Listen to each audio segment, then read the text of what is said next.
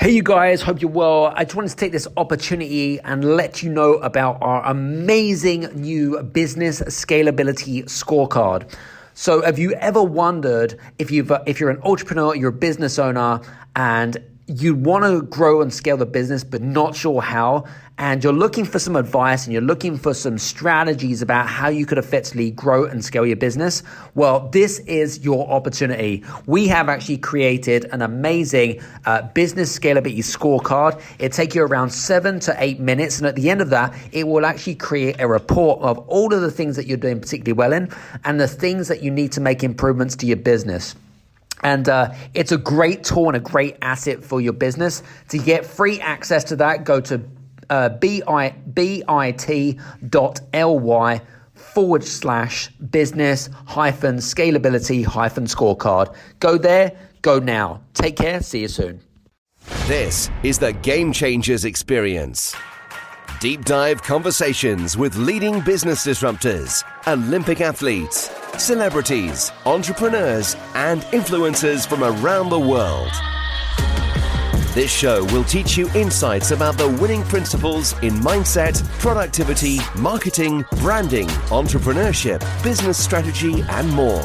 Hosted by productivity authority, business strategist, former elite athlete, author, and public speaker, Adam Strong. Hello, everybody, and welcome to the Game Changers Experience with myself, Adam Strong. And today I am super pumped and super energized, as I always am. Today we have a really interesting guest on the show, and his name is called Alain Hunkins. Now, Alain, basically what he does is he helps high-achieving people become high-achieving leaders, which we'll talk about. He's got over 20 years experience in consulting and coaching and speaking with over 2,000 different group leaders, and has worked with an abundance of different corporations, including Wal-Mart, IBM, General Electric, just to mention a few. And he's also a best-selling author and he's got a book called Cracking the Leadership Code, which was published by Wiley last year. And Alain, just want to say, welcome to the show. Thanks so much, Adam. I'm so excited to be here with you and have our conversation. Absolutely fantastic. So interestingly enough, we're going to be talking a lot about leadership because that is your area of expertise. And I always find leadership an extremely fascinating conversation. Now, it's interesting because if we'd have been talking about leadership, maybe I'd probably say a good 18 months ago, it probably is one of those what we call subjects where everyone seems to be talking about is leadership. But now leadership has really shifted over the last 18 months, especially as we go what I call through the digital revolution, which is what we're in now. And I don't know what your thoughts are about that. Do you think there's been a shift there? What do you think? The answer is yes and no. Has there been a shift? Yes and no. How's that for non-committal? I'll explain what I mean by that. Yeah, sure. So has there been a shift? Of course, there's been a shift from the point of view of, the coronavirus pandemic and all the after effects of that has pushed things forward where, as one of my colleagues said, there's no more future of work. There's just the now of work, right? Mm-hmm. So many things. Oh, we can't do this. We can't have our staff work from home. Yes, you can. And you just did. Amazing, right? So obviously there's so many repercussions, and that has changed. What has not changed, however, underneath are the principles of what makes for an effective leader. And it's interesting. I was just on a podcast yesterday talking with a host and speaking about this, and because my book was launched on March the 24th, 2020. So clearly it came out the week the world shut down, but it was clearly it went to print way before the pandemic. And she said, right. It's amazing because the principles in your book seem almost prescient, like even more important than ever. And I think it's true because I think the timeless principles have become that much more important in that.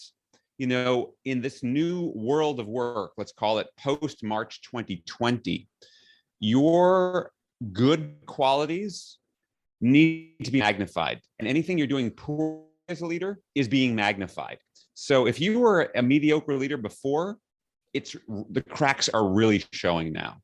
And so ultimately, what it comes down to me, are what I call the three meta skills that leaders need to demonstrate in any format, whether it's live or virtual, online, synchronous, asynchronous. And these three meta skills, and they're timeless, universal, but they're especially important now. First is connection, right? Because at its heart, I don't care what industry you're in. You can be in pharmaceuticals or software, manufacturing. Ultimately, you're in the people business, right? You're working with human beings. And so at its core, leadership is a relationship between a person who would like to lead and a person who chooses to follow. So connection is number one. Number two, it's around communication. How are we ultimately creating common understanding in our communication? The goal of communication is not just to communicate, it's to actually make sure that we're creating clarity and insight so that we can make the best decisions possible, because the best decisions will lead to the best outcomes. And the third piece is, what are we doing to collaborate most effectively? So it's around collaboration. That is, what am I doing as a leader to create and design an environment where people can show up at their best so they can do their best work, not just today, but sustainably in a humane way for the long term. So again, those three big meta skills are around connection, communication, and collaboration. Love it. The 3 C's, guys. I'd actually 100% agree with you on that. And it doesn't matter if you are the CEO of $1 billion company or you are the CEO of a small 6-figure company. The fundamentals don't change. I think that they can be applied in every situation, especially in this day and age. So I think you've hit the nail on the head there. So that was good. Great stuff. All right. Interestingly enough, I suppose my thought is that what would you say are some of the common bad habits that inexperienced leaders potentially use? I mean, you've worked with bigger organizations, you've worked with, experienced leaders, you work with inexperienced leaders, and you probably see the commonalities, whether it be the habits, whether it be certain rituals or certain flaws that they use. What from your perspective, what's your thoughts on this? What do you think are some of the common bad habits that were or the alarm points that maybe some of our inexperienced leaders are listening to? Yeah, I love the question, Adam. And I also want to do a little level setting when we talk about inexperienced leaders, right? Because the fact is, there are lots of experienced leaders that are falling into these bad habits as well. I like to say, because the question is, are you learning from your experience? And not everyone does, which is why you have some leaders who have 20 years of experience and other leaders who have 1 year of experience 20 times, right? Because they're still they really have not accelerated the growth. Because a big part of this, you can accelerate your journey. I mean, part of my reason for writing the book was around helping give people look, there are traps, there are pitfalls that unless you know better, you will fall into. So let's get into some of these. Yeah. So number one, it's this mindset. So many people who wind up in leadership roles, first and foremost, got there because they were high performers who get stuff done, right? Like, for example, you're in sales, Adam, you're a great salesperson. We're going to make you the head of the sales team. Well, guess what? The skills that make you a great salesperson do not translate to becoming a great sales leader. True. So therefore, just trying to do more is not going to get you there. Or as our common colleague, Marshall Goldsmith, wrote this book, what got you here is not going to get you there, right? So the first thing is recognizing you have to shift from being the high performer to focusing on facilitating high performance in others. And that is less about pushing and doing and commanding and controlling, AKA old school leadership, AKA born out of the industrial age, where you literally had people on the assembly line doing manual labor 8 hours a day, every single day, the same stuff. Let's take an example, a Ford Motor Company, the Model T, which they had on the assembly line, that product did not change for over 2 decades. It was the same car they were producing. So literally, Henry Ford said about his employees, why is it every time I want a pair of hands, they come with a brain attached? The idea was to show up and do, and other people would do the thinking. So the first trap that we fall into is thinking that we have to be these command and control leaders. As you said, we are in this digital age, the digital revolution. We are definitely still in it and going through it. So the first thing is, people don't need you to tell them what to do.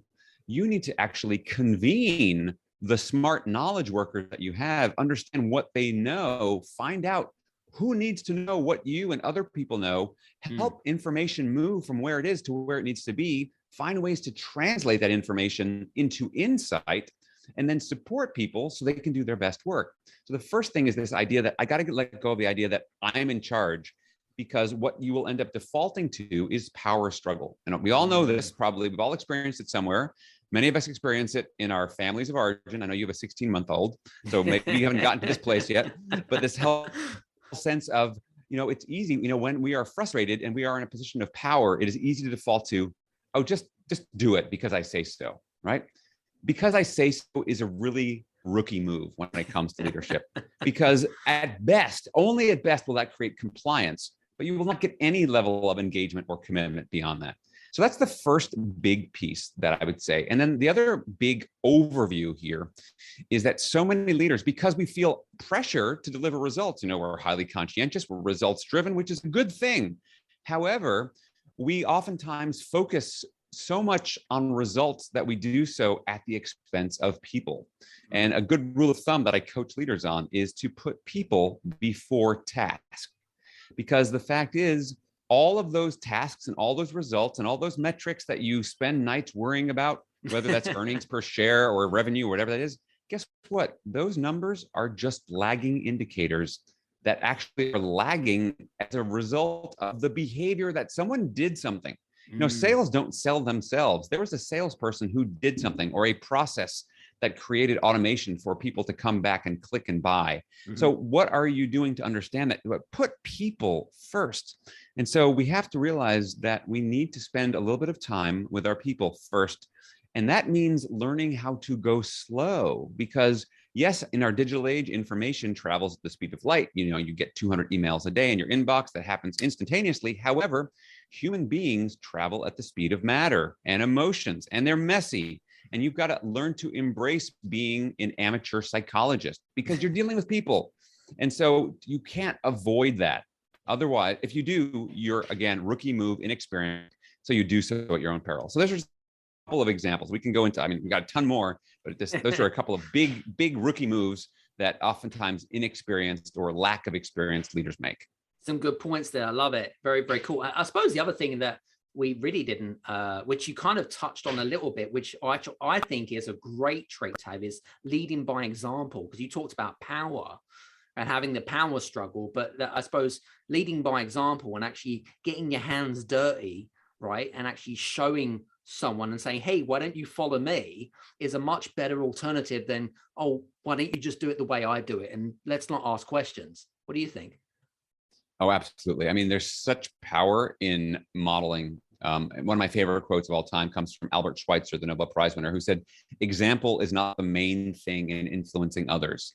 It is the only thing, right? And so again, and I think one of the challenges that so many, inexperienced leaders have, and I see this and I get asked this all the time, it's like, how do you get better at this? It's very hard to do this well if you've never had anyone role model it for you. So what does it mean to be this new generation of facilitative leader who knows how to connect, communicate, and collaborate? If you've never seen it, you can read it in a book, but you're still like, but what would that look like day to day? And so breaking that down. So for example, we talked about the importance of putting people before tasks. So let's just make that even more granular and tactical for people to do. So here's 3 questions you can use, and I call it the check-in. And it's something, before your project team meeting, or you're getting together with your direct report on a one-on-one meeting, maybe it's once a week you do this, before you get into all the work stuff, just to take a few minutes. And literally this will not take you more than a few minutes, is to ask them 3 questions. First question, let's say I was with you, Adam. Question I would say, so Adam, how are you feeling today? And by the way, you can't answer, I'm fine, how are you, right? It's not just a cultural placeholder pleasantry. So the first thing is to ask someone how things are doing. How are you doing really? Because hopefully the eggshell has been cracked open. That's the silver lining of the coronavirus pandemic, which is we've got to make it okay for things not to be okay, right? The fact is we're all human beings, and the fact that we're all zooming in, I can see you at home there. You've got a curtain. There's something like a pillow next to you. We have real lives, and there's pets and babies crying and all this stuff going on. And so in some ways, it's helped us to embrace our humanity. And we're also dealing with a life-threatening pandemic disease of, COVID-19. So the first question is, how are you really? And opening up, and you can share for yourself, how am I doing? And, and if I'm the leader, I don't have to be, I'm perfect. I'm always perfect. I'm Superman. No, instead, like, well, this is what's going on. Like, my kids are going back to school and they're really struggling because they've been remote learning for a year and it's really hard. And my daughter, who's going into high school feels like she doesn't have any friends. I mean, so again, just connecting and being, again, I'm not saying have group therapy sessions, but just sharing a little bit of reality of life. So question number one, how are you feeling? Question number two, what's on your mind, or what's distracting you? Because the fact is, we're not all like, I'm perfect, I'm here, I'm ready to go. So it's helpful to give people that psychological space and safety to say, hey, what's going on in terms of what's on your mind? What's distracting you? Great. And then they answer that question. And the third question, Adam, how can I support you today? What can I do to support you? And just again, and the great thing of those three questions is you don't need to know what the answers are. You just need to listen and validate, normalize someone's experience. And then that will take you a few minutes. Then you can get into all your work. I can guarantee you, taking the time to go slow will actually accelerate your long-term results. And that's counterintuitive for a lot of leaders. So again, there's a simple example of a way you can practically apply some of these things, and you can be the role model, and then they can start doing that in their team meetings, going back to the whole idea of leading from example. Love it. Some great examples there, Alan. Well, that's great stuff. Interestingly enough, and maybe I should have asked this question right at the beginning, but we talk about we've been talking about the importance of the difference between good leaders and bad leaders. But now my perceptional, I suppose, my definition of a good leader is going to be very different from your definition of a good leader. But what really is a good leader? Any thoughts? Yeah, I mean, I think there's a lot of things. Number one is a good leader. There's no objective standard in that if leadership is a relationship, it's ultimately about perception. So what's good to you looks different from the person next to you, next to them. So part of it is it's not a one size fits all. That being said, there are certain fundamental universal principles that we know work in terms of what makes for a good leader. So I would say number one is that good leaders make people feel valued and that person cares about them. So you could say, so what's the skill you need to demonstrate for people to have the result of feeling valued and cared for? You need to show empathy, right? Show people that you understand them and care how they feel. And empathy is a skill that can be learned. Another thing that's key is that people, makes for a good leader, people have to believe you as the messenger. Because if we don't believe the messenger, we won't believe the message. Therefore, what are you doing to make sure that you are credible in the eyes of the people that you lead? And there's been a lot of research done on leadership credibility. It turns out there's 4 key components that have not changed in over 30 years in terms of what people say are the most important qualities that create leadership credibility.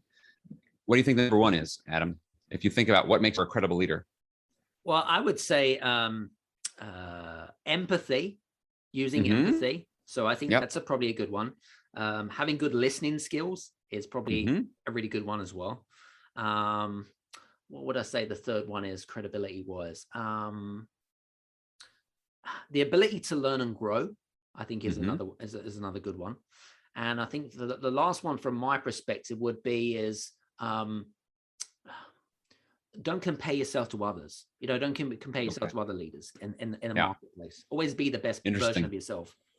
Yeah. So all important. And yet when it comes to credibility, the answers are a bit different. So number one, honesty, okay, is that we actually want our leaders to walk the talk and talk the walk, that they basically, like you said, role model, do what you say you're going to do. And that people, so it's not just honesty talk, but actually showing up and following through with commitments. That's number one. Next one is around inspiring. And I think part of what you talk about around listening. So inspiring doesn't mean you have to be, a level 10 extrovert. Oh my gosh, like you don't have to be a cheerleader. Like that's not inspiring necessarily. In fact, being empathic or being a great listener can be a huge way to be inspiring because it actually shows people that you're interested in them. So they are connected. So we've got honesty, we've got inspiring. Third is around competence, right? That basically people believe that you know what you're doing. Because if we start to doubt your competence, they're not going to have much confidence in you. So important, Alan. So important. Oh my God. And the fourth one is around forward looking, that you have some kind of a vision of the future. And that actually what separates out leaders from contributors is that leaders are basically looking to bring us on a journey from our current state to some sort of desired future state, whatever that future state might look like. So that's some examples of what that looks like. Very cool. I mean, they're Yeah. kind of closely related. I think the Yeah. ones that I was giving, but maybe Yeah. from a different context. So yeah, Yeah. it's an interesting one. I like it. Very, very cool. Interestingly enough, now empathy is a word that's come up a lot over the last sort of 18 to 24 months, a lot in the workplace, especially from a leadership perspective, especially in times of uncertainty and things like that.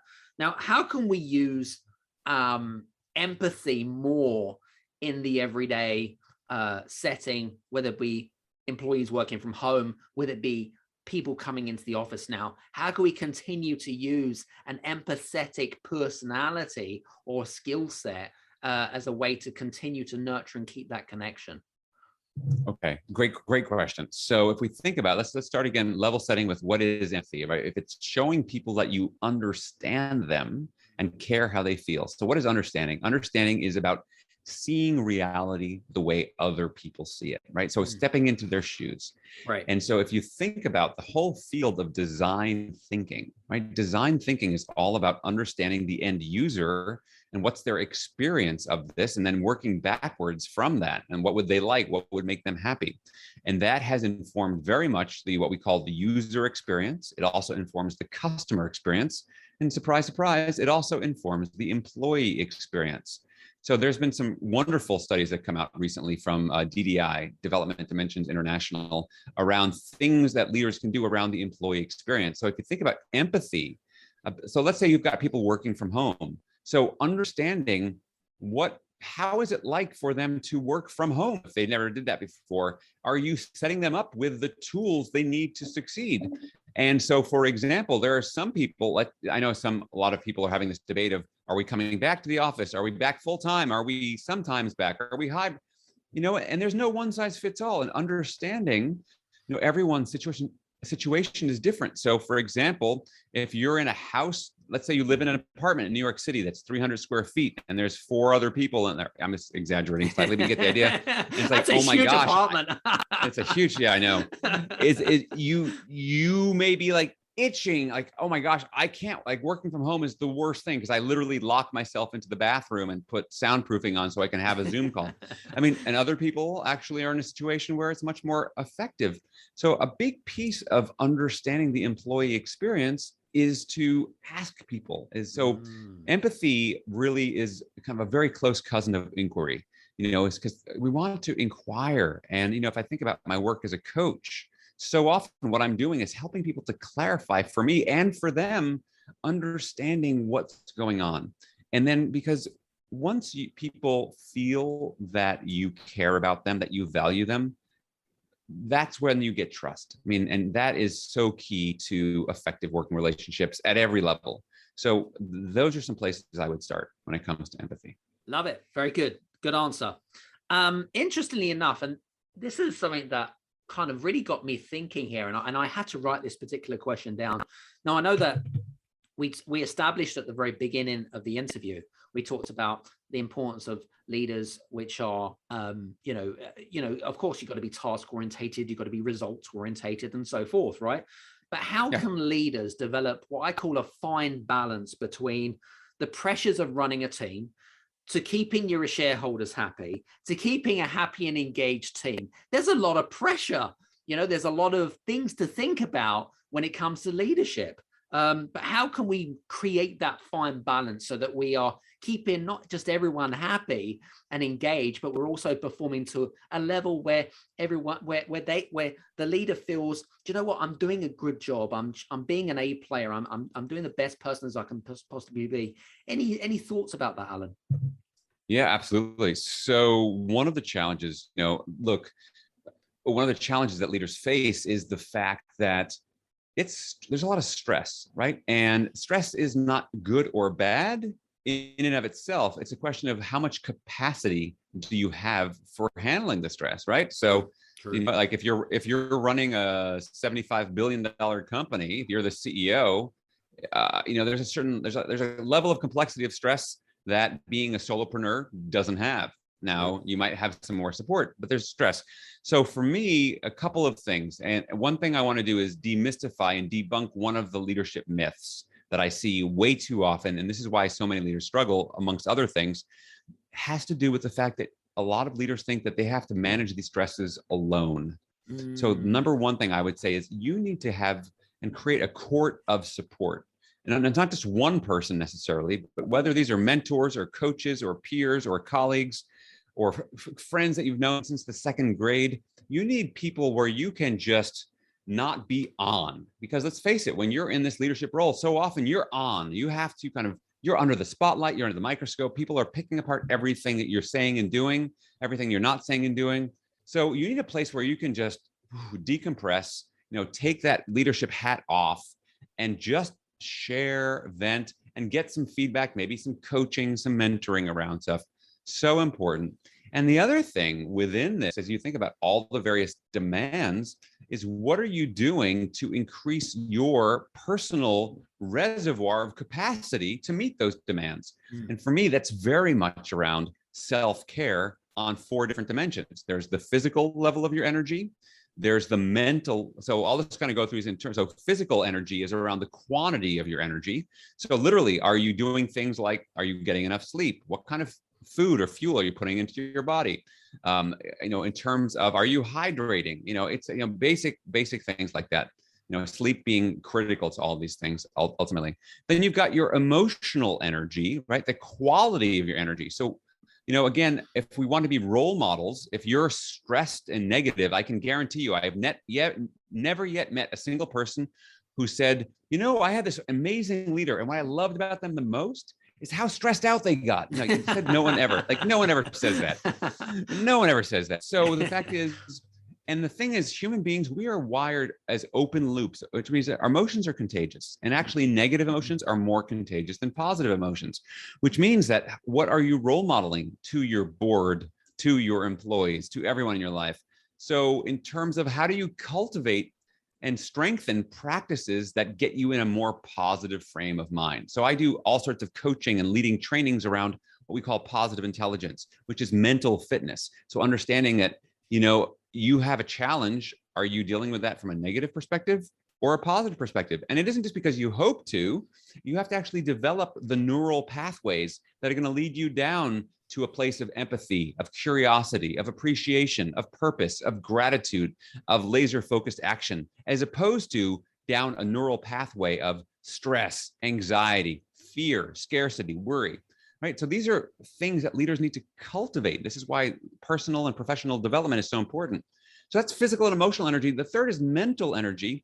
And that's where do you focus your time? So are you one of those crazy multitaskers who's trying to do 8 things at one time? Do you overschedule where you're just feeling like you're behind every single day? That's going to create stress. Versus, are you spending time on the work that really matters? Do you block out? How many things are you working on that would benefit from you taking 2 hours of just uninterrupted time? I asked, when I used to do this in person, I would ask rooms, and everyone in the room would raise their hand, right? Like, oh my gosh, I would totally benefit from just having 2 hours to focus on this project. And I said, great, keep your hands up if you've actually taken 2 hours of uninterrupted time sometime in the last month. And you know what? Out of like 100 people, only 2 hands stay up, because everyone else, forget it. So mental energy, where you spend your time and your focus, is key. And the fourth one is, we'll call it spiritual energy. And by the way, this is not religious.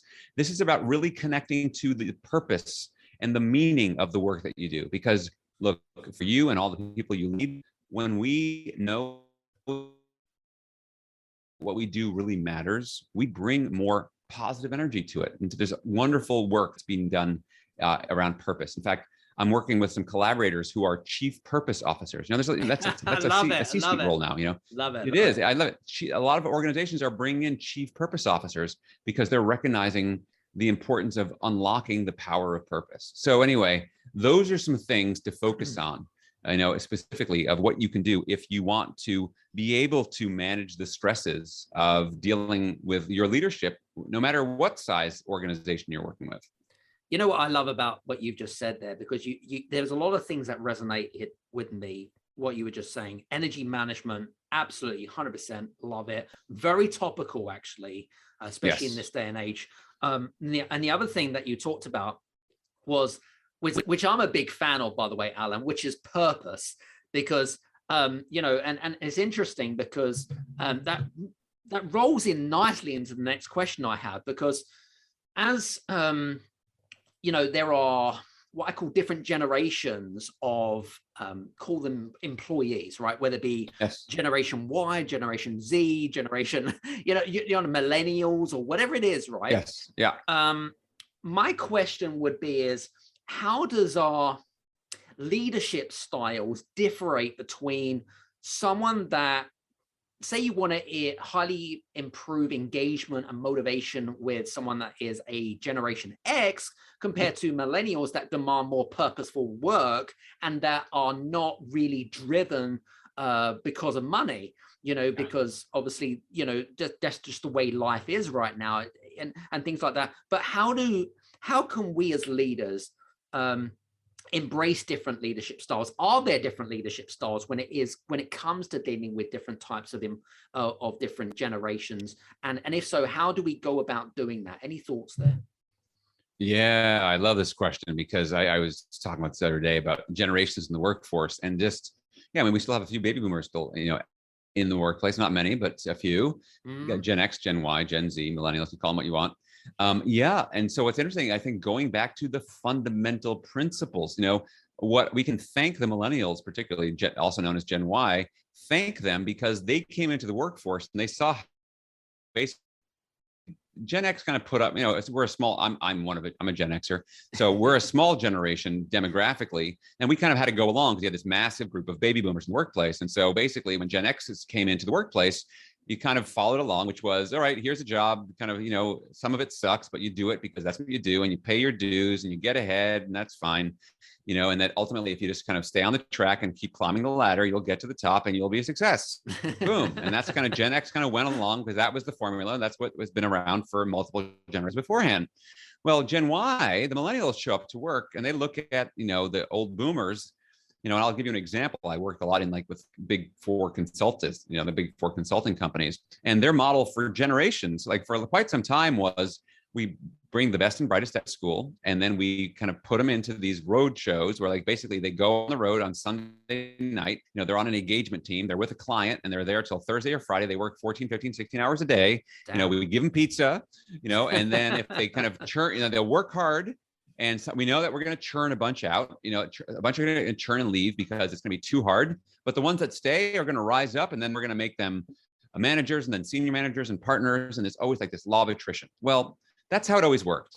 Well, the millennials got to town and they went, no way, this is stupid. And they had enough clout because there were so many of them that refused to play that game that the big consultancies had to change the equation. They oh, we got to start thinking about work-life balance. We have to start thinking about things like well-being at work, because basically what the millennials said was, I deserve to be cared about as a person. I am not just a worker automaton ready to go to the consulting coal mines and slave away for a corner office someday when I'm, you know, 30 years older and just and you've sucked all the life out of me. I am not interested. In fact, I will quit this job and I will move back into my parents' house.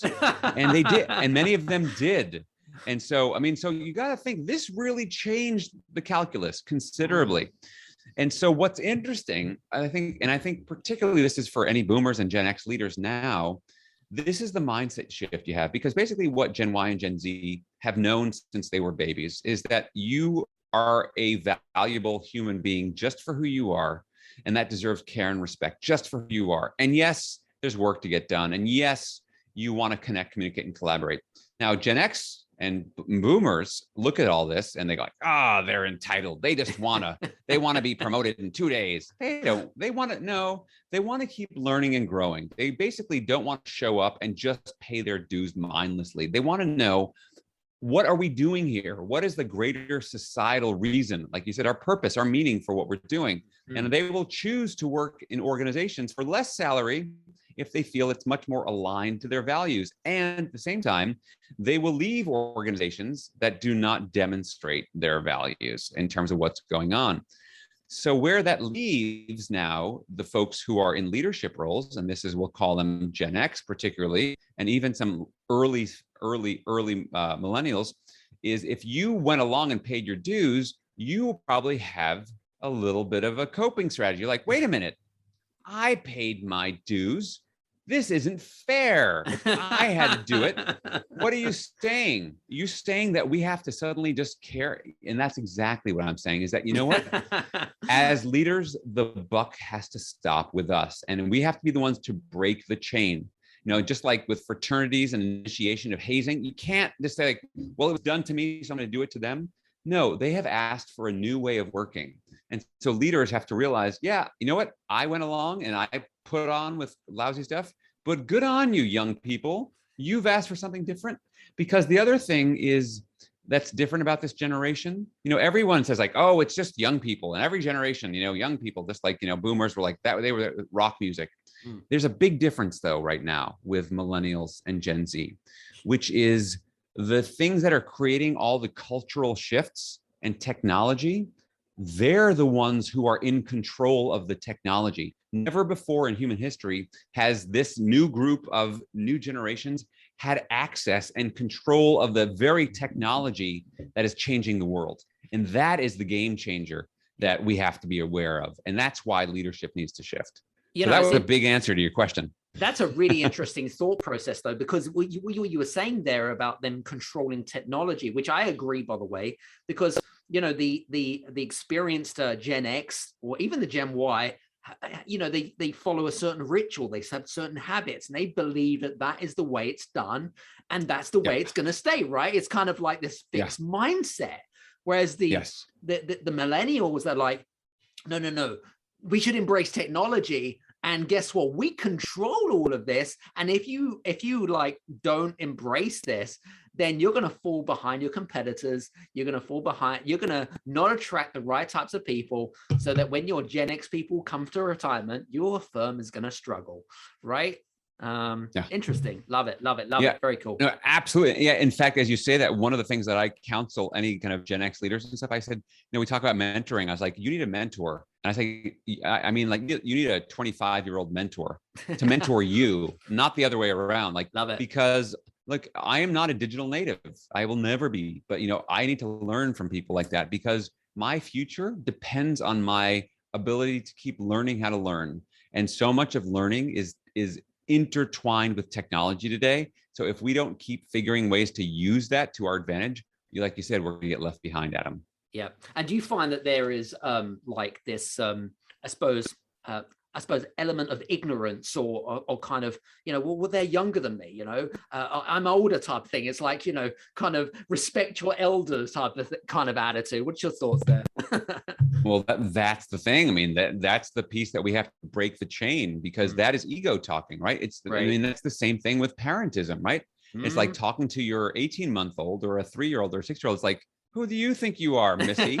You know, you have to, you know, as opposed to like, what if you treated that individual, you know, because I'm not raising kids. I'm raising people who are going to become adults. I'm not planning to raise kids. I'm raising people who are going to be adults, and I should be treating them with respect the whole way through, because that's what they'll understand and that's what they'll know. So yeah, otherwise, I think if we use the cop out of like, I'm older than you, that's just ego and power talking. Yeah, you know, absolutely. Which, by the way, is intoxicating. You know, this is why the world has some of the leaders that we do, because, you know, they say, you know, power corrupts and absolute power corrupts absolutely. I mean, it's intoxicating. People get drunk on this. In fact, they've done all sorts of studies where they've put people and basically entrained them into a powerful state.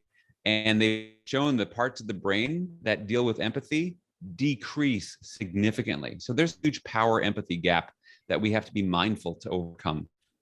You know, I know that we're coming towards the end of our interview, but I had an interesting thought, though, as you were talking, because I know that we were speaking earlier on about the importance of leaders having certain traits, certain skill sets, and learning new things, right? And you also mentioned around the importance of honesty, right? So leaders need to have honesty and sort of the 3 C's and stuff. But what about the employee themselves? We haven't really talked about the expectations from their perspective, right? What is it that their expectations are? Because on my belief, and here's a really good example here, Alan. I was in a conversation with a client, and she said to me, she was like, "Oh yeah, I sat down one of our employees came up to us and said, "Oh, we've applied for a new job with another company," and so she was fascinated and she wanted to find out why did she wanted to apply for a new job and go for work for another company, and to cut to the long story short, she turned around and she basically wanted more money. Now she had no clue whatsoever about that it was completely that, because this my client had actually been completely honest with the person and said, "This is our purpose, this is our vision, this is how we're going to get you excited." There was this kind of what I call this kind of futurism. You're getting someone excited about the purpose and whatever it is, but the employee wasn't. There was this kind of and the relationship between the two people they've been going on for about sort of 5 or 10 years now, so quite a substantial amount of time.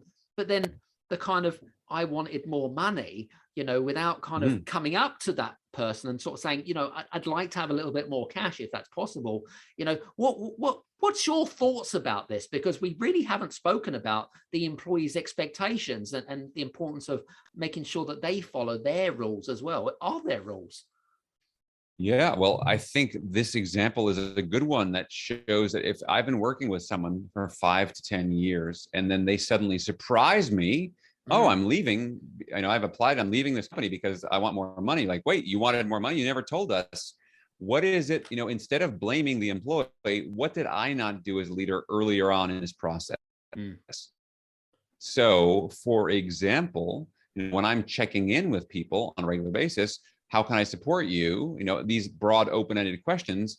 Are you, like whether every so often, like what would make you happier here? I wasn't there, but the question is, are we asking those kind of questions? Is there anything else I could be doing, or we as an organization could be doing to support you? Want to make sure you feel safe.